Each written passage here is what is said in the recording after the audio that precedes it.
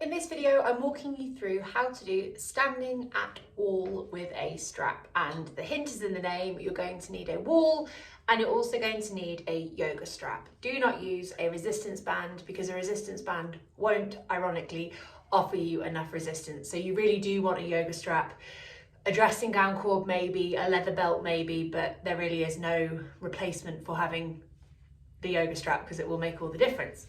You are going to set your yoga strap in a loop where it's nice and firm, so when you pull out against it, it's not going to kind of unravel or anything like that. And you're setting it about hip width apart. So this is going to slide through your legs, go around your thighs, standing up, but you don't want it to be that it's too narrow or too wide. So it's going to be kind of holding your knees at about hip width apart. That will hopefully make sense in a second.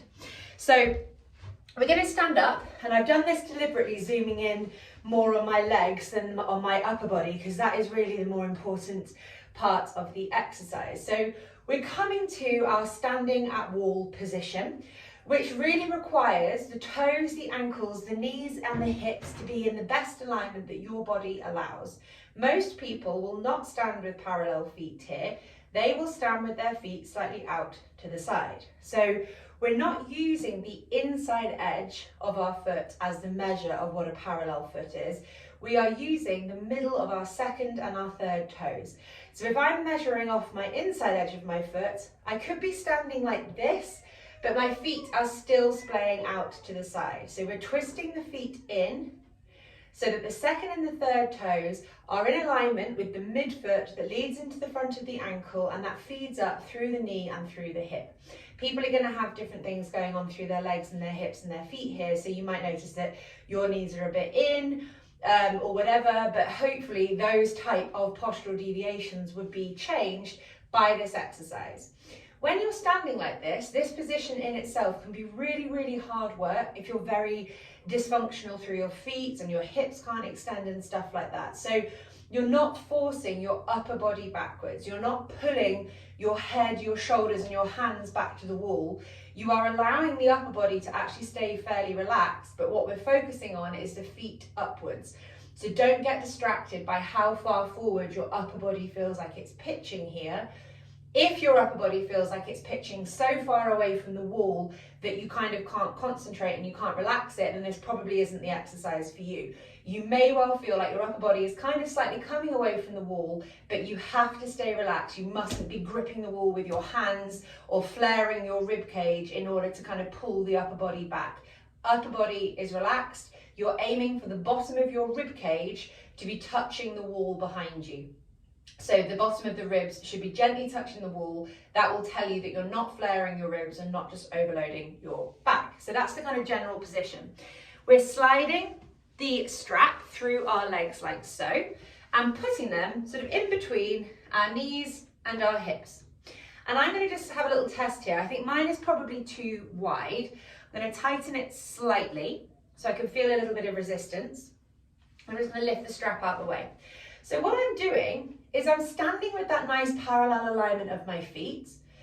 Upper body remains relaxed, my bottom is at the wall, my heels are touching the skirting board, and I'm pushing backwards through the calves of my feet. Sorry, the calves of my feet, through my calves. So the heels are in contact with the wall, the calves are pushing back, my bottom is staying at the wall, my feet are in alignment, and I'm going to engage my quads, so the fronts of my thighs on both sides. I'm going to keep them tight, give them a clench, feel the kneecaps lift, and I'm going to hold that contraction in the quads. My belly stays relaxed. I'm not clenching my abdominals. And at the same time, I'm just going to maintain ever such a gentle squeeze out against the strap around my legs. So what I'm going to do is slightly exaggerate this, but I'm going to release the squeeze out from the strap. And I'm exaggerating, but can you see there how my feet are kind of falling in? My feet are collapsing and pronating, and my shins and my knees have kind of collapsed along with me. So we're seeing how that kind of kinetic chain is feeding all the way from the feet, all the way up to the knee. My foot has collapsed, my knees have collapsed in, and my hips are now collapsing in. So what the strap is going to help you do, ignore my dog, he's going crazy in the background. What the strap is going to help you do is maintain the pressure outwards at the hips and at the pelvis. It's going to work the muscles along the kind of lateral edge of your thighs, help keep the kneecaps facing straight ahead. And you can see how the arches of my feet are lifting here. So I'm not collapsing and pronating like that. The squeezing out against the strap is helping me maintain this lateral strength through the outside edge of the leg, which helps lift and rebuild the arches of the feet. So yes, I'm squeezing out against the strap and kind of waking up my outer hips, but I am also actively tipping my weight slightly onto the outside edge of the feet. However, I'm not going so far with the feet that I lift my big toe joints up off the floor. The big toe joints must stay grounded. The fifth toe joints must stay grounded. The toes are relaxed, they're wide, they're long and they're spread. I'm actually pushing into the floor slightly with my big toe joints, but at the same time, lifting the arches of the feet. And you're seeing how that's changing the torsion of my legs in comparison to my normal position where things are slightly collapsed in like this. So we're getting hip extension here, we're getting hip abduction here, we're getting some external hip rotation here, but crucially we are starting to rebuild the configuration of the legs from the feet up. So this is standing at wall with a strap. You could also do this on your slant board if you have a slant board and you've done things like wall drop before. And ordinarily, I would recommend holding this position for in between about 5 and 20 minutes, depending on how your body reacts, depending on how your body feels, how tired you are.